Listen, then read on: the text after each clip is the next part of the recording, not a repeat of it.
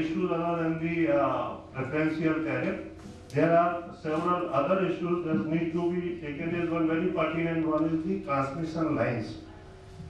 The execution of the transmission line is an extremely difficult situation. How it needs to be addressed is government is actually speaking obligatory on government part to do a transmission line and taking the cost from the generator.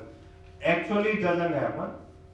Only generators put up the execution lines at their own cost. So instead of that, there should be an obligation on the government. They should put the transmission line. They can ask for the reimbursement of the money, and that should be executed on a timely basis.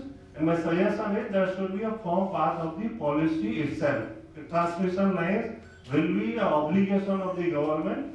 It will provide, it may put a price, whatever price that deemed fit, and that has to be in place before the plant is commissioned. Otherwise, plant remains standing and transmission lines are not executed. There is also a capital subsidy which are there in the other states which are not there in the UP state on the capital investment.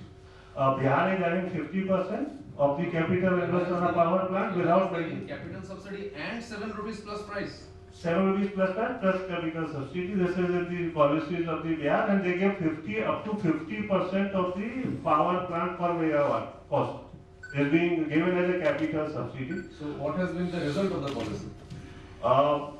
See, as happened with the policies, the implementation has not been. We should only see the successful policies. No, I'm sure like one of the food processing summit also I was speaker with Alok Ranjan Sabha, I was a speaker there with CIE. I said one of the best policies that we have in the UP for the food processing, but the implementation always remains a questionable thing, and I must be you can say clear and sharing the what views I hold, and the UP my native, though I am in Bombay. I am naturally attached with the UP. Any other suggestions on the policy? And another policies I would just suggest you is if you give an incentives on the wet side, like in Maharashtra they did on the wind power, whatever capital, this is a cash outflow neutral policy. You can give an equivalent credit on the wet on the other cell level side. These are the suggestions. Of course, I will be sending you in writing. From my side, this was what I can share. Thank you very much for giving me the opportunity. I'll just add a little. Firstly, we appreciate the initiative of UP NEDA to arrange this meet on RE draft policies, and thanks for inviting our comments. We have just had time to pass through this paper on draft policy, and there are certain suggestions, particularly on this, which I would like to share with everybody. Number one is this. What has been said is that the target under NAPCC is 15% up to 2020. That means the state is obliged to contribute 15% RE power against the conventional consumption by 2020. At present, the regulators have provided 5% for non-conventional and 1% for solar power. That is total 6%, which was declared in for the year 12-13 and has continued, needs to be revised further. What I'm trying to say is that to achieve this 15%, we have to have a RE generation in the state also. And the regulator also provides that whatever powers up to 8% of the conventional power will be purchased by the distribution companies. That is in the provision. Right? No, it is not RPO compliance. RPO compliance is different, and the obligation of the state utilities to purchase power is defined at present up to level of 8% of their consumption at present. Where is it defined? This is defined in the UPRC regulations for power, RE power, for purchase of RE power. So the point is that means the state authority regulators have already decided they have framed the tariff at which the DISCOMs, the distribution companies will purchase power from the RE generator. This is a promotional, that means this is a promotional, it's a promotional opportunity given to the developer. And therefore, this is also called as the preferential tariff also. So under this, what has been said here in the draft policy is that we purchase power under competitive bidding. Right? Competitive bidding, though it is provided in the act, but unless we achieve the target, if we go for the competitive bidding means developer has to have the plant, right? Before he comes for the competitive bidding. I'll just interrupt here because let us have a frank discussion on this. Number one, competitive bidding does not necessarily mean that the developer has a plant. For example, just let me. In the solar bidding also, the developer is not having the plant. He is bidding on the basis of the PPA and he goes for the financial closure. That is number one. Number two, when you are saying that up to the RPO or whatever the 8%, you need not go for bidding, then there is a limited 8%. Suppose UPPCL is right now having an RE purchase of 6% or 5%. So that 1 or 2% it is obligated to buy under the regulations. But who do you select? The issue is how do you select from whom to buy, because there is a limited thing. Therefore, the issue of bidding comes. Can I add to this? Once we say that we are going to promote RE generation, whatever RE power we have, right, we are going to harness it. Once we say this, and once we go for competitive bidding, right, what happens is then the financing problem is also there. And then give me the solution. Solution is the regulator has already come out with the tariff, Yes. right? Based on the whatever parameters they have discussed with all the stakeholders, including the distribution companies, governments, as well as the developers. They have come out with the tariff. Yes. That tariff is decided, and the conditions are there. And based on those conditions, the power purchase agreement is executed. No, but how do I select? You come to me and I say, decide the PPA. One has to have a criteria when there is a limited thing, and there are many players, one has to have a criteria. Sir, in fact, this question would not arise. You are talking of a situation when the RE generation is much more than 8% which is required to be purchased by DISCOMs. No, because the DISCOMs are already buying Bagas. So their obligation is being met with someone. Yeah. Now, suppose they have an obligation to buy X amount of MU, and we ask and it is less than X, then there is no problem. But it is not necessary. And from my experience from solar, it seems now it is not necessarily that people will not give expressions which is more than that X amount which is available for purchase. So what you are saying, from different RE sources, whatever power is being produced is more than 8%. No, that's being sought to be produced. They are not producing, but they will give an application that they will produce. This question will come up only when the production is more as compared to the RPO. No, the production is not. People will come and we will sell you.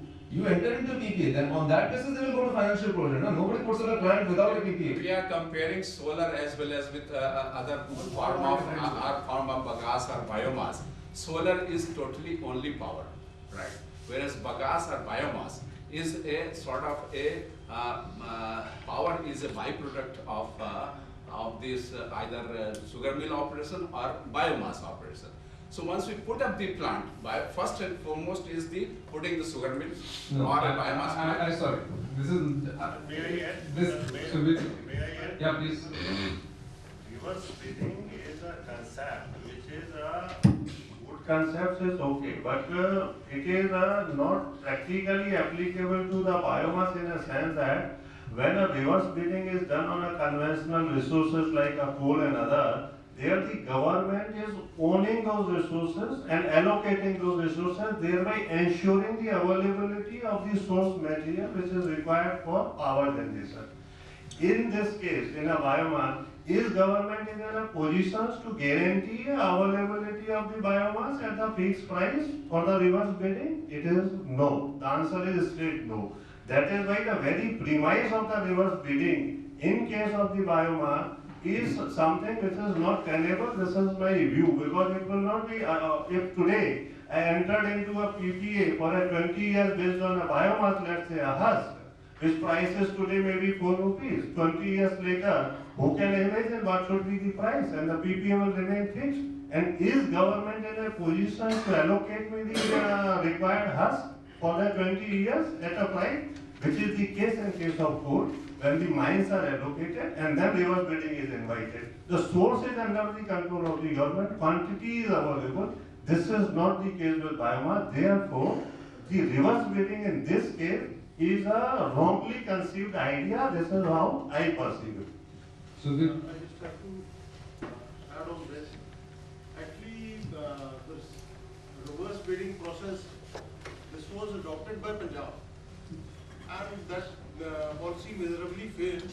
Recently, with the rate Mr. Chaturvedi quoted for Punjab 790, they came up right and no one turned up to bid for that, even for that rate. This is a practical problem, and we should look into what is happening. Actually, this mechanism has already failed in Punjab. And if we talk about biomass, right now we are just talking about cogen. This is not what we are talking about biomass. Either we are talking about rice mills or sugar mills. Biomass is totally different thing. And my man is there, we can give you a presentation only, then I can explain it in a better way. Rice husk or bagasse is going to be a very expensive thing as it is in Punjab. Rice husk there is around 5 rupees per kg, and at that rate it is not feasible to generate power out of it. There's so much of potential in UP, probably it's highest in India. Rye leaves and so many things. We should think of let us those clarify this potential business. We should. No, this potential business comes strong only from the input point of view. Now, there is hundreds of megawatts of sun energy which is potential, hundreds of megawatts. No, sir. The constraint is the purchasing, not the input. No, sir. I will- So if the state wants to purchase solar at suppose 10, then there is no constraint. Sir, if we are talking about biomass, what Punjab is facing today is a different, altogether a different problem. There's a major environmental problem in Punjab. Even the High Court is looking into the matter, Supreme Court is looking into the matter. CM personally conducted the meeting for 2 consecutive days. He was available for around 8 to 10 hours, CM personally in Punjab. Only because of the environmental issue, because similarly, it's a similar pattern in Western UP. When you go to Western UP, after harvesting, post-harvesting, all the farmers, they burn the paddy straw in the fields, which is a very big environmental hazard, which UP at present is not looking into. And Punjab is facing a very big problem. They deliberated it for the 2 days. Only after that, the 7 rupees 90 paisa rate was decided by the government. Number one, Sukhbir, is the price to be determined by the government? No, sir, it was determined by the regulator. regulator only, but with the recommendation, all the papers were made by the Punjab government also represented there. Yeah, but ultimately the rate is to be decided by the regulator, not by the government. It is with the regulator. It is with the regulator. Here, the regulator has announced a price, which you may or may not like, which I may or may not like, but there is a price. Actually, this is a cogen price. This is not a biomass price. That's what I want to say. No, have they defined as a cogen price? जो UPRC ने निकाला है rate 6.11 कितने का? This is not 6.11. For new project, it is 5.63. That is for cogen or biomass? That is for cogen. For biomass, it is, I think it is about 6. That is what biomass का उन्होंने निकाला है अलग से। हाँ, cogen का अलग निकाला, biomass का अलग निकाला। I think it is for the current year, it is 6 rupees 17 paisa per Yes, that is what it is. from the April.